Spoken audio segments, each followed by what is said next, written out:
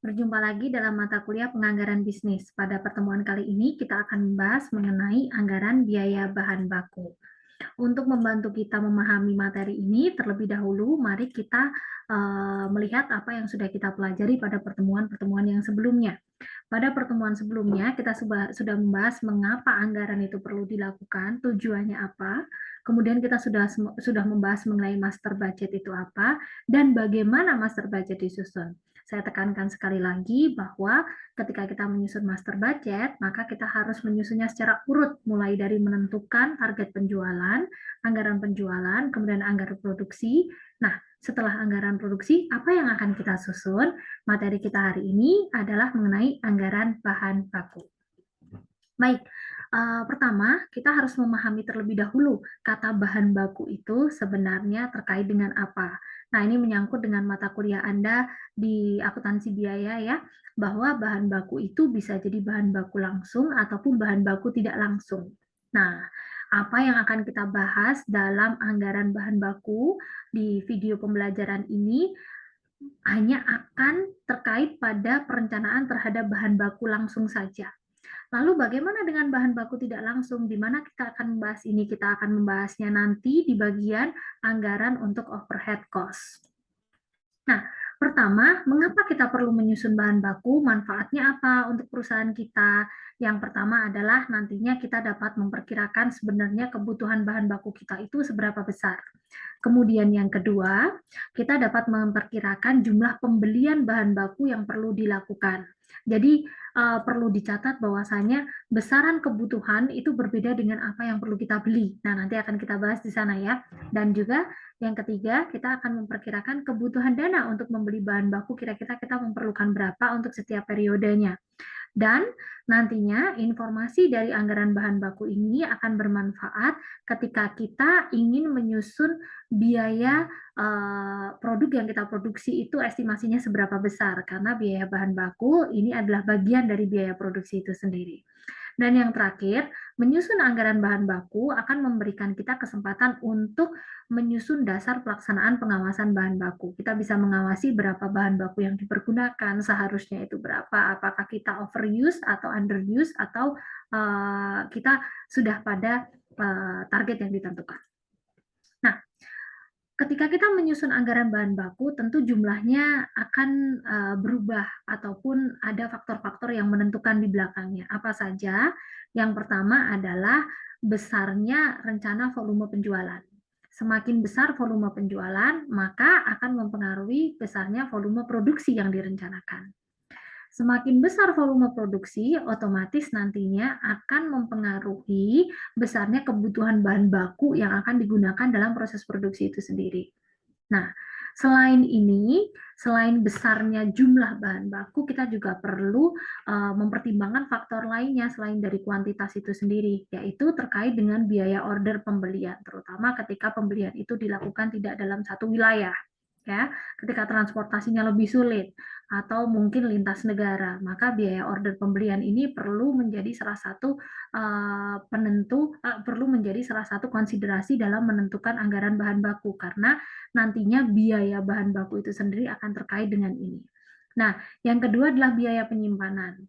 Ketika kita membeli terlalu banyak bahan baku, kemudian tidak sesuai dengan schedule produksinya, maka konsekuensinya adalah kita perlu menyimpan bahan baku itu dalam jumlah yang lebih banyak.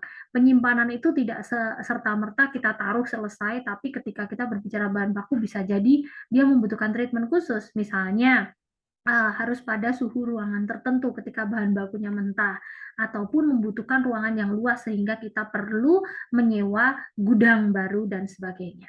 Nah, yang tidak kalah pentingnya dalam penentuan besarnya biaya bahan baku ini tentunya adalah harga bahan baku. Meskipun kuantitasnya itu sama dengan periode sebelumnya, tetapi ketika ada perubahan harga bahan baku, maka otomatis biaya bahan bakunya pun akan meningkat. Nah, mari kita langsung saja ke inti dari materi ini, yaitu menyusun anggaran bahan baku itu sendiri. Nah, anggaran bahan baku ini akan terdiri dari 4 komponen. Komponen yang pertama adalah anggaran kebutuhan bahan baku, kemudian yang kedua adalah anggaran pembelian bahan baku, yang ketiga anggaran persediaan bahan baku, dan yang terakhir adalah anggaran biaya bahan baku. Anggaran kebutuhan bahan baku terlebih dahulu akan saya bahas di sini ya. Anggaran kebutuhan bahan baku berisi perencanaan jumlah bahan baku atau jumlah fisik ya, jadi kuantitasnya begitu, yang dibutuhkan untuk produksi pada periode yang akan datang. Jadi di periode berikutnya itu kita membutuhkan berapa untuk produksinya begitu. Nah, anggaran ini nantinya akan memberikan informasi kepada kita terkait dengan jenis bahan baku apa saja yang diperlukan, kemudian bagian apa saja yang memerlukannya, maksudnya divisi apa saja yang memerlukan begitu. Kemudian berapa jumlahnya. Nah, berapa jumlahnya itu akan kita temukan melalui ini standard usage rate. Standard usage rate itu apa? Standard usage rate itu adalah standar penggunaan bahan baku atau berapa jumlah bahan baku yang diperlukan untuk memproduksi satu unit produk begitu. Nah, itu yang kita sebut sebagai standard usage rate. Misalnya minuman kemasan begitu ya, teh manis misalnya begitu. Nah, SUR untuk tehnya itu berapa gram, SUR untuk gulanya itu berapa gram. Nah, itu yang kita sebut sebagai standard usage rate.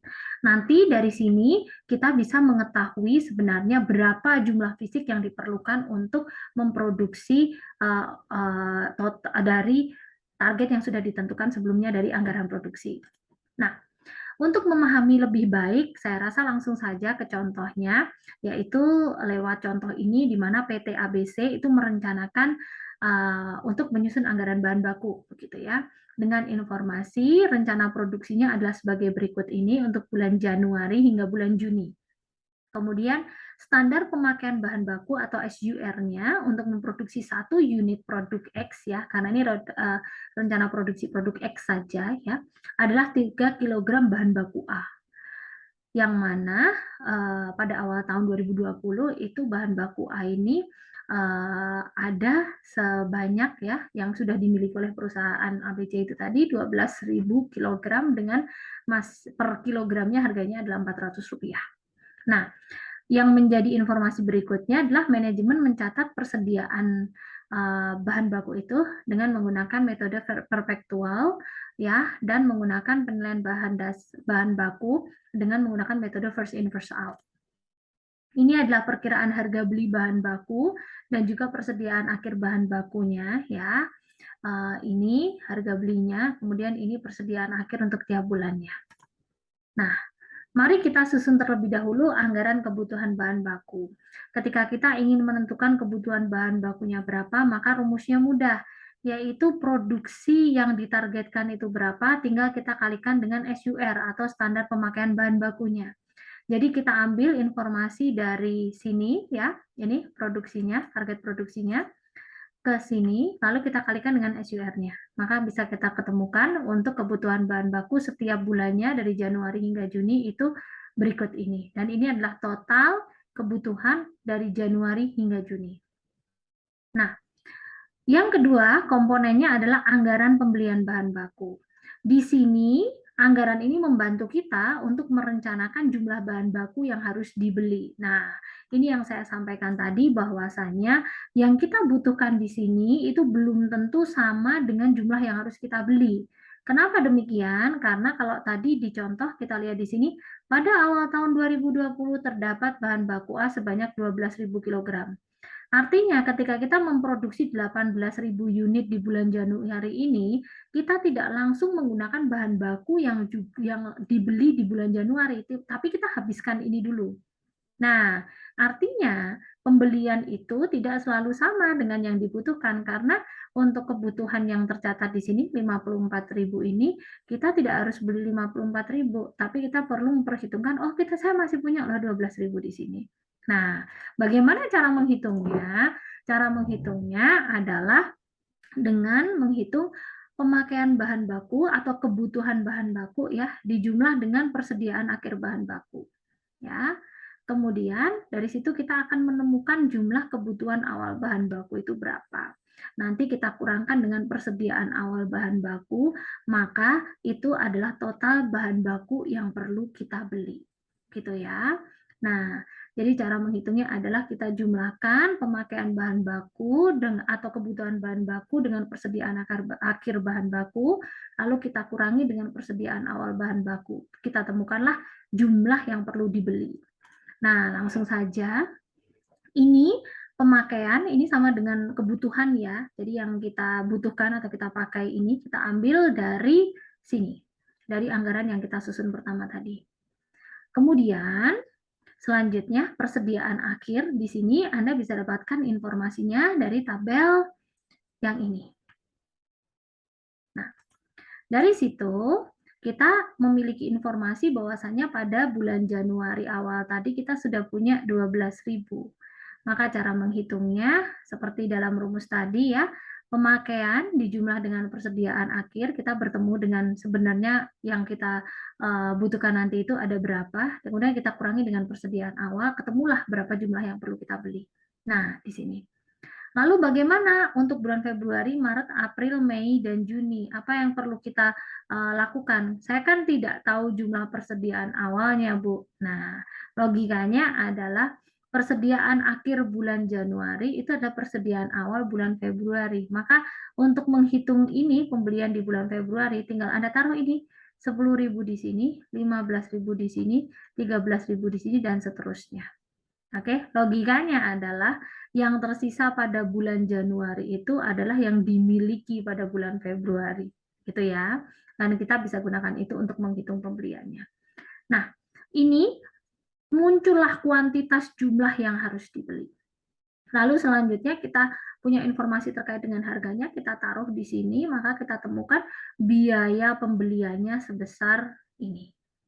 Ini adalah total untuk selama 6 bulannya. Nah, kemudian yang selanjutnya adalah anggaran persediaan bahan baku. Anggaran persediaan bahan baku ini disusun untuk merencanakan apa? Yaitu untuk merencanakan kuantitas bahan baku yang disimpan atau masih tersisa begitu di akhir periode itu sebenarnya kita ingin tahu jumlahnya ada berapa. Nah, dalam menyusun anggaran persediaan bahan baku ini, teman-teman semuanya harus ingat metode pencatatan apa yang kita gunakan, periodik kah, perpetual kah, kemudian kita menggunakan FIFO, LIFO atau average itu akan mempengaruhi begitu. Nah, bagaimana caranya kita menghitung besarnya nilai bahan baku yang tersisa di akhir periode? Rumusnya adalah kuantitas bahan baku tersisa kita kalikan dengan harganya bahan baku tersebut. Nah, komponen terakhir dari anggaran bahan baku adalah anggaran biaya bahan baku. Nah, kalau tadi di sini anggaran persediaan bahan baku ini memberikan kita informasi mengenai seberapa banyak yang kita miliki di akhir periode, maka anggaran biaya bahan baku ini beda cerita. Dia memberikan informasi kepada kita terkait dengan sebenarnya pemakaian bahan baku yang kita gunakan selama tiap periode dari Januari sampai dengan Juni itu berapa. Jadi menceritakan jumlah bahan bakunya dan juga nilai uang atas bahan baku yang kita gunakan tadi berapa. Nah, sama dengan persediaan bahan baku ya, anggaran persediaan bahan baku, anggaran biaya bahan baku ini turut dipengaruhi oleh sistem pencatatan yang dipergunakan. Jadi kita perlu notice apakah kita menggunakan periodik atau perpetual, apakah kita menggunakan FIFO, LIFO atau average ya. Nah, untuk rumusnya bagaimana? Untuk rumusnya adalah pemakaian bahan baku dikalikan langsung dengan harga. Nah, bagaimana ini disusun? Mari kita cermati bersama-sama ya.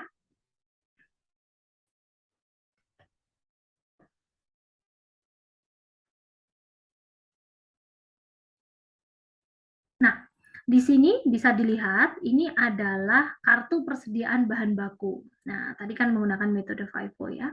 Untuk bisa menghitung anggaran persediaan bahan baku dan juga anggaran biaya bahan baku, kita terlebih dahulu menyusun ini kartu persediaan bahan baku. Tadi kenapa perlu diperhatikan menggunakan perpetual atau periodik, menggunakan FIFO, LIFO atau apa? Karena kita ingin menilai inflow barangnya. Kita perlu melihat bahwa bahan baku itu ketika masuk dan keluar itu beda waktu masuk, maka harganya berbeda. Nah, itu yang pengen kita value di sini, ingin kita hitung di sini. Nah, caranya adalah bulan Januari itu kita membeli berapa, kita tuliskan di sini. kemudian saldo, ini saldo dari bulan sebelumnya ya, dengan harga bulan sebelumnya, maka in total ini yang kita miliki. Karena kita menggunakan first in first out, tentunya ini terlebih dahulu yang dipergunakan 12.000 ini terlebih dahulu, baru sisanya adalah 42.000. Dari mana kita mendapatkan 42.000? Yaitu dari 52.000 yang sudah dikurangi dengan apa yang ada di sini, gitu, 12.000 itu sendiri. Nah, maka kita menemukan angka ini, nanti kita kalikan dengan harganya. Nah, di sini, mohon maaf, 42.000 ini, kemudian setelah ini dipergunakan, kita masih punya sisa. Nah, sisanya inilah yang kita tuliskan di sini. Nah, kemudian sisa ini akan menjadi persediaan awal untuk bulan Februari. Nah, kita tuliskan di sini. Ini adalah pembelian bulan Februarinya, penggunaan persediaan awal terlebih dahulu, dan ini adalah penggunaan bahan baku selain dari persediaan awal, yaitu dari yang pembeliannya ini tadi. Nah, dari sini nantinya informasi ini bisa kita gunakan untuk menyusun anggaran persediaan bahan baku dan juga anggaran biaya bahan baku. Bagaimana bisa Anda lihat di sini? Untuk anggaran persediaan bahan baku, kita tuliskan persediaan akhirnya dari setiap bulan, dari Januari itu tersisa 10.000 dengan harga 500, maka kita punya 5 juta untuk bulan Januari, Februari, Maret, April, dan seterusnya. Kita mendapatkan informasi itu dari tabel ini. Nah, di sebelah sini ya, ini yang tersisa untuk akhir bulannya. Ini, dan juga ini, dan juga ini. Nah, bagaimana kita menyusun anggaran biaya bahan baku? Anggaran biaya bahan baku itu terkait dengan pemakaiannya, ya. Jadi berapa yang kita pakai, kemudian jumlah biaya bahan bakunya berapa. Kalau kita melihat pemakaiannya, maka jika kita lihat pemakaiannya ya, maka ini sebenarnya sama dengan yang kita tuliskan di sini. Ini. Akan tetapi, yang menjadi isu adalah 54.000 di sini tidak sama dengan 500 semuanya, tapi ada komponen dari penggunaan yang sebelumnya. Maka kita dapatkan angka ini adalah dari perhitungan di tabel di sebelah sini, yaitu berapa yang kita bergunakan di sebelah sini ya.